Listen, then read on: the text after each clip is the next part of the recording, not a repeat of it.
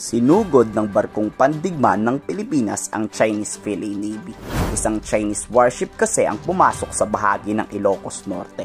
Habang papalapit ang warship natin, mabilis pa sa 4:00 lumayas ang barkong pandigma ng China. May nadetect ring Chinese aircraft carrier sa Babuyan Island. Tila nagmamanman. Agad niyang pinuntahan ang carrier strike group ng China. Niradyohan at sinabing lumayas kayo sa aming teritoryo. Hindi sumagot o nagsalita ang Chinese aircraft carrier. Pero buti umiwas nga sa gulo ang mga Chinese. Hindi sinabi kung anong warship ang pinadala ng Philippine Navy. Pero for sure BRP Jose Rizal yan o BRP Antonio Luna. Nakahanda ang Japan at US Navy rumesponde. Hindi talaga sasantuhin yan ng mga ating barkong pandigma. Full force pa naman ng US at Japan ngayon. Baka matesting pa ng China tong mga missile ng US. While the normal procedure is for warship or foreign ship to reply, there are some instances na hindi sumasagot ang mga ito. This is one particular instance that the Shandong carrier battle did not give any reply. At the moment, it was challenged. Hindi naman naalarma ang Philippine Navy dyan dahil expeditious naman daw o dire-diretso lang ang paglalayag ng Chinese aircraft carrier. It is within our territorial waters, but we cannot say for certain if they pose a real threat because their passage was expeditious.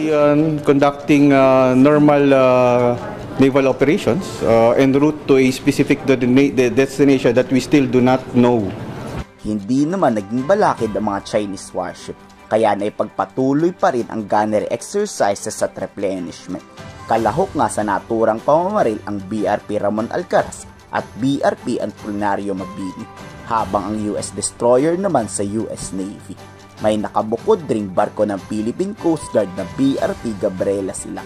Sakaling may manggulo na Chinese Coast Guard o Chinese Maritime Militia, papalayasin o babakuran agad to ng PCG. Dito nasubok nga agad ang kakayahan ng Philippine Navy. Dahil kung hindi talaga lalaya sa mga barko ng China, mapipilitang sumugod ang lahat ng warship na to para brasuhin ng mga Chinese. Bilateral maritime event aims to enhance our interoperability and cooperation with our allies. Sa gunnery exercises natin, this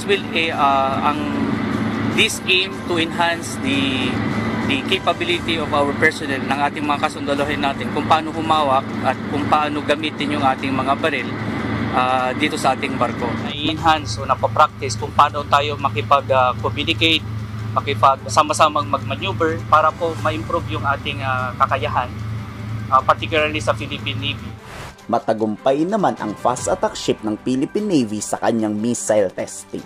Pinasabog ang Spike non-line of sight missile.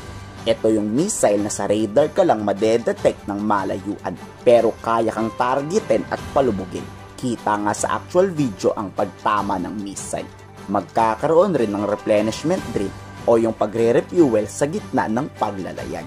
Importante po dito dahil dito po pwede po tayong sinisimulate natin kung paano tayo makapaglagay ng fuel at sea at para